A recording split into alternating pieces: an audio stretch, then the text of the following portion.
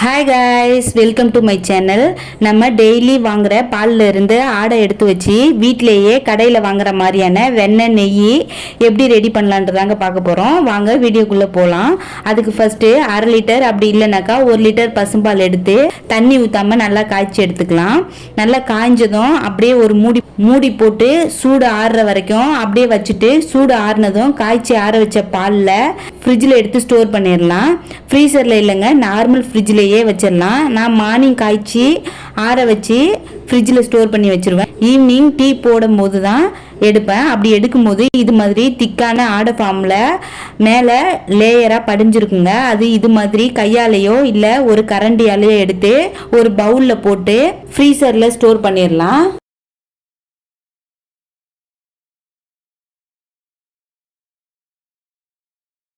இது மாதிரி டெய்லி காய்ச்சின பாலில் இருந்து ஆடையை கலெக்ட் பண்ணி கொஞ்சம் கொஞ்சமாக சேர்த்து ஃப்ரீசரில் ஸ்டோர் பண்ணிகிட்டே வரணும். ஒரு 10 டேஸ்க்கு பார்த்தீங்கன்னா எவ்வளோ கலெக்ட் ஆகி இருக்குன்னு பாருங்கள். இதிலிருந்து நம்ம வெண்ணெய் எடுக்கிறதுக்கு ஃபஸ்ட்டு ஒரு 2 லிட்டர் 3 லிட்டர் போல் தண்ணியை ஃப்ரிட்ஜில் போட்டு வச்சுக்கலாம். இது எதுக்குன்னு பார்த்தீங்கன்னா, நம்ம வெண்ணெய் எடுக்கும் போது கூலிங் வாட்டர் வேணுங்க. அதுக்காக தான் பால் ஆடையிலிருந்து வெண்ணெய் எடுக்க போகிறோன்னா மார்னிங்கோ அப்படி இல்லைன்னா ஈவினிங்கோ பண்ணுறது தாங்க பெட்டரு. ஏன்னா மார்னிங்கோ ஈவினிங்கோ நம்ம எடுக்கும் போது தான் சீக்கிரமா ஈஸியா வெண்ணெய் திரண்டு கிடைச்சிருங்க. என்னைக்கு வெண்ணெய் எடுக்க போறோமோ அன்னைக்கு பாத்தீங்கன்னாக்கா மார்னிங்னா நைட்டேவும், அப்படி இல்லை ஈவினிங் எடுக்க போறோம்னாக்கா மார்னிங்கோ ஃப்ரீசர்ல இருந்து நார்மல் ஃப்ரிட்ஜுக்கு மாத்தி வச்சிடணும். அப்பதான் பாத்தீங்கன்னா இது மாதிரி லூஸ் ஆகி இருக்கும். பொருள்னு மார்னிங்கே எடுத்து வெளியே வச்சிடணும்.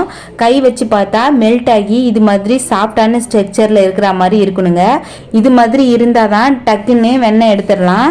இதை ஒரு மிக்சி ஜாருக்கு மாற்றிடலாங்க. இதை மாற்றும் போது இது மாதிரி லேசாக அதுவே விடணும். இது மாதிரி எல்லாத்தையுமே மிக்சி ஜாரில் மாற்றிட்டு அதே பவுலில் கூலான வாட்டரை கொஞ்சமாக ஊற்றி மிக்சியை 3rd ஸ்பீடில் போட்டு நல்லா ஓட விட்டுறணும்.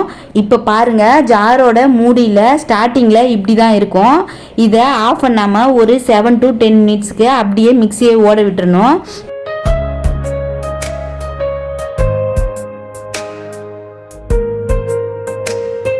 இப்போ பாருங்க, மிக்சி ஜாரு மூடியில் தண்ணியாக இல்லாமல் திட்டு திட்டா டாட் மாதிரி அங்கங்கே ஒட்டி இருக்கும். அந்த டைமில் ஓப்பன் பண்ணி பார்த்தா பாருங்க எவ்வளோ ஒரு சூப்பர் 7 மினிட்லேயே வெண்ணெய் திரண்டு கிடச்சிருக்குன்னு. இதை கையால் நல்லா உருட்டி எடுத்துக்கலாம்.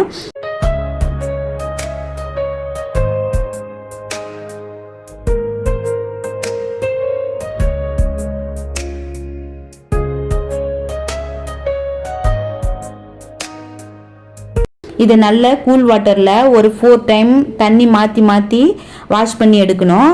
தண்ணியில் போட்டு இது மாதிரி ப்ரெஸ் பண்ணி நல்லா அழுத்தம் கொடுத்து ப்ரெஸ் பண்ணி எடுக்கணுங்க. ஃபைனலாக தண்ணி எதுவும் இல்லாமல் புழிஞ்சு எடுத்துக்கணும். இதே மாதிரியே 3 டைம், அப்படி இல்லைனாக்கா 4 டைம் ரிப்பீட்டடாக தண்ணி ஊற்றி கூல் வாட்டர் ஊற்றி இதை போட்டு இது மாதிரியே ப்ரெஸ் பண்ணி எடுக்கணும். இந்த வீடியோ பார்த்தீங்கன்னா முன்னாடியே ஷூட் பண்ணி வச்சுருந்தேன். நெய் ப்ரிப்பேர் பண்ணும்போது ரெண்டுமே சேர்த்து அப்லோட் பண்ணலான்னு சொல்லிட்டு தான் இப்போ அப்லோட் பண்ணுறேன்.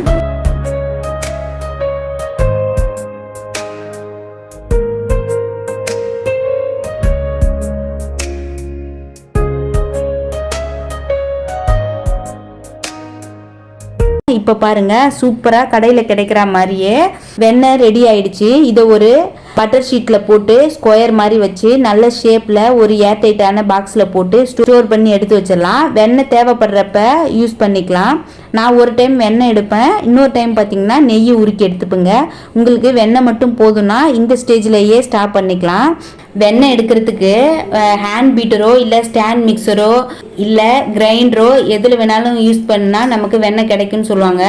கண்டிப்பாக அதிலலாம் ட்ரை பண்ணி பார்த்துட்டேங்க, கண்டிப்பாக கிடைக்காதுங்க. பெட்டரான ஆப்ஷன் என்னன்னு பார்த்தீங்கன்னா மிக்சி ஜார் தான். நமக்கு டைமுமே சேவ் ஆகும், சீக்கிரமாகவே வெண்ணெய் திரண்டு வந்துடுங்க. மேக்ஸிமம் பார்த்தா 10 மினிட்ஸ்லேயே வெண்ணெய் சூப்பராக திரண்டு வந்துடுங்க. ஸ்டாண்ட் மிக்சரில் கூட போட்டு வெண்ணெய் எடுக்கலாம். ஆனால் எல்லாத்தை விடையும் பெட்டர் பார்த்தீங்கன்னாக்கா நம்ம மிக்சி ஜார் தாங்க. மிக்சி ஜாரில் போட்டு ஒரு 10 மினிட்ஸ்க்கு 3rd ஸ்பீடில் போட்டோம்னா நமக்கு சூப்பரான வெண்ணெய் திரண்டு இது மாதிரி பால் ஷேப்பில் கிடச்சிருங்க. நான் சொல்கிற மாதிரியே ட்ரை பண்ணி பாருங்கள். நீங்கள் ஃபர்ஸ்ட் டைம் வெண்ணெய் எடுக்கிற மாதிரி இருந்தால் கூட பர்ஃபெக்டாக சூப்பராக வந்துருங்க. நாம் எடுத்த வெண்ணெயிலிருந்து கடையில் வாங்குற மாதிரி ஜிஆர்பி நெய் மாதிரி வேணும்னா ஒரு வானலியில் எடுத்து வச்ச வெண்ணெயை சேர்த்துட்டு வெண்ணெயை நல்லா கரையிற வரைக்கும் ஸ்டவ்வை ஹை ஸ்பீடில் வச்சுக்கணும். கரைஞ்சதும் ஃபுல்லாக ஸ்டவ்வை லோ ஸ்பீடில் வச்சுக்கணுங்க. அப்படி இல்லைனாக்கா நெய் சீக்கிரமாகவே கருகிடும். லோ ஸ்பீட்லேயே வச்சு இது மாதிரி கைவிடாமல் நல்லா மிக்ஸ் பண்ணிகிட்டே இருக்கணும்.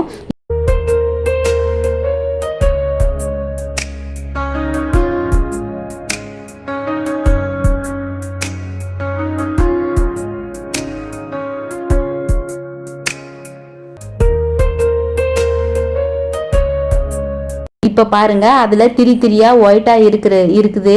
அதை ஒரு கரண்டியோ இல்லை ஸ்பேச்சுலாவோ வச்சு நல்லா ப்ரெஸ் பண்ணி கொடுத்து கலந்தா ஒயிட் எல்லாம் கரைஞ்சி இது மாதிரி எல்லோ கலரில் கிடைக்கும். அப்போ ஒரு 4 கொத்து முருங்கைக்கீரை சேர்த்து பொரிய விடணும். இது பொரிஞ்சதும் இதுலேயே ஒரு 4 வெந்தயம் சேர்த்து நல்லா மிக்ஸ் பண்ணி கொடுக்கணுங்க. வெந்தயம் சேர்க்கும் போது நல்ல கலரில் நெய் பார்த்திங்கன்னா கடையில் கிடைக்கிற மாதிரியே நல்லா மணலாக இருக்குங்க. அதுக்காக தான் இந்த வெந்தயம் சேர்க்குறது. முருங்கைக்கீரையும் வெந்தயமும் சேர்த்ததுக்கப்புறம் ரொம்ப நேரம் ஸ்டவ்வில் வைக்கக்கூடாதுங்க. இது மாதிரி நுரைச்சி வந்ததும் ஸ்டவ்வை ஆஃப் பண்ணிவிட்டு நல்லா கூலாக விட்டு வடிகட்டி எடுத்து வச்சுக்கலாம். அவ்வளோதாங்க, வீட்டிலேயே கடையில் கிடைக்கிற மாதிரி டேஸ்டியான வெண்ணெய் நெய் எப்படி ப்ரிப்பேர் பண்ணுறதுன்றதை பார்த்தோம். இந்த வீடியோ உங்களுக்கு யூஸ்ஃபுல்லாக இருந்துச்சுன்னா நம்ம சேனலுக்கு ஒரு லைக் அண்ட் சப்ஸ்கிரைப் பண்ணி சப்போர்ட் பண்ணுங்கள். வேறொரு இன்ட்ரெஸ்டிங்கான வீடியோவில் மீட் பண்ணலாம். பாய்.